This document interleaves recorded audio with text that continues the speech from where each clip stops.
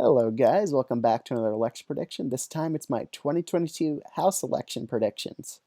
So currently, the Republicans have a 3.4% advantage in the generic congressional vote, which roughly translates to a 3.4% lead nationwide among these races. And this is what it looks like in redistricting. So far, it's actually a lot more even than most of us would have expected. I expect the Republicans to at least have like 10 more safe seats than Democrats, but they really dropped the ball in states like North Carolina because of the Supreme Court of there drew their maps because they just gerrymandered them way too hard. And the state of Ohio, I kind of guesstimated because currently the map looks like this: 11 Republicans, 11 safe seats to 2 safe seats for the Democrats. But the Ohio Supreme Court currently overruled the previous map the Republicans made that was similar to this one. So this one's also very likely to get overruled. And we might see a map sort of like this: 9 safe seats for Republicans, 4 safe seats for Democrats. This is just an estimate. It could even be more favorable for Democrats, possibly. So we're going to go state by state here and just try to figure out which party will win the House of Representatives in 2022. It's probably going to be Republicans, but we're going to go through these one by one. So the Washington seat, they're going to have a decently competitive Senate race there by a 9-point lead for the Democrats. So I'm going to assume they're probably going to pick up that seat there. In Oregon, I think the Democrats are probably going to pick up there. It's a pretty effective Democratic gerrymander, but in California, the Republicans will probably win the swing seats. In Nevada, I just see Democrats and the Republicans just going one for one there. For these Senate seats or swing seats here, I think the Democrats will take one and the Republicans take the others. In New Mexico, I expect it to go probably 2-1. I think the Republicans will probably hold their previous seat. Colorado, also that seat kind of leans towards Republicans based on 538 redistricting. In Texas, so we have a very even seat, which I think the Republicans will win, and we have another seat that's Democratic by +7. However, there's one caveat to this. It's Henry Cuellar's seat. That's the one I'm talking about. He's been raided by the FBI, so even if he wins the primary, he's a moderate Democrat. He's still going to have an uphill battle, and that's why it's swing. Another thing is the person running against him, Cisneros, she's pretty decently far left because she's been endorsed by AOC, so that might hurt her. So overall, we're looking for a decently competitive seat here, and the Republicans, just by turnout, just might just win it, and that's what I'm going to see right now.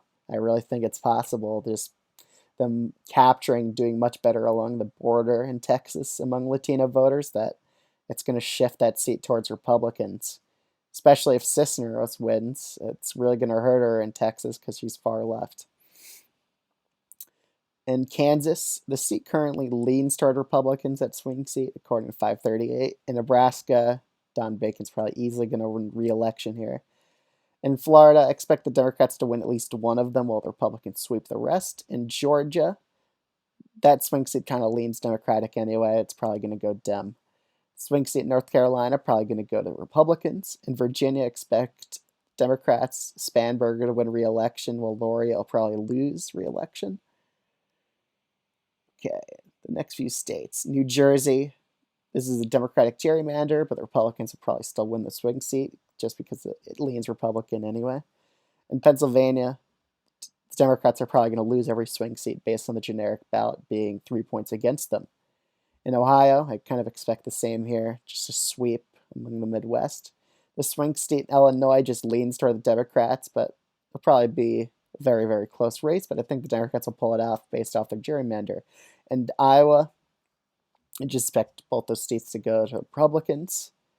In Minnesota, I expect Angie Craig to win re-election. She's been winning re-elections in 2020, but it was a bit closer there.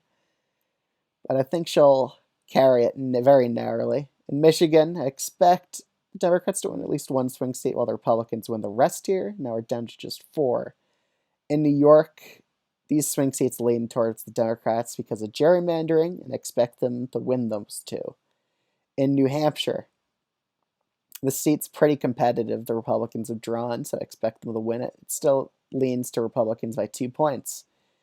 In Maine 2nd, we have Jared Golden, a very moderate Democrat in the House, and honestly, he's the one moderate Democrat I could see pulling off re-election, even if the Republicans have a 3-point lead nationwide. He's pulled off upsets before. He outperformed Biden by 10 points.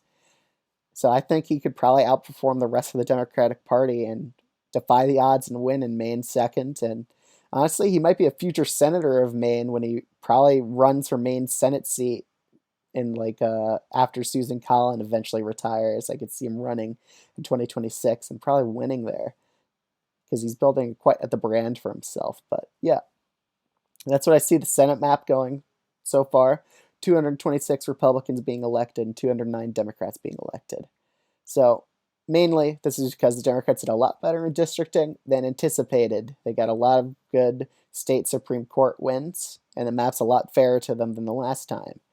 So that's why the map looks like this. It's not going to be a blowout for Republicans. There's a lot of overconfidence on their side, but just based off redistricting, the Republican lead, instead of being in 230s, is probably going to be 226, around there. I mean, it could get to the low 230s if it keeps getting worse for Democrats, but this is just how I see it so far. So let me know what you think of this video in the comment section below. Like, comment, subscribe, and I'll see you guys in the next video. Peace out.